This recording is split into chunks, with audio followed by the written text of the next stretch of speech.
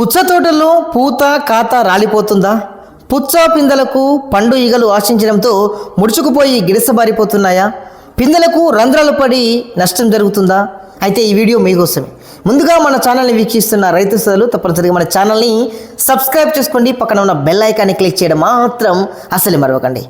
ఇక ముఖ్యంగా పుచ్చ సాగు చేసిన నేల తేలిక రకమైతే తడులు దగ్గరగా పెట్టాలి. పూత కాత రాలకుండా బోరాన్ను 2 గ్రాములను లీటరు నీటికి కలిపి పిచికారీ చేసుకోవాలి. అలాగే మలాథియాను 50 ఈసీ 2 మిల్లీలీటర్లను లీటరు నీటికి కలిపి పిచికారీ చేసుకోవాలి.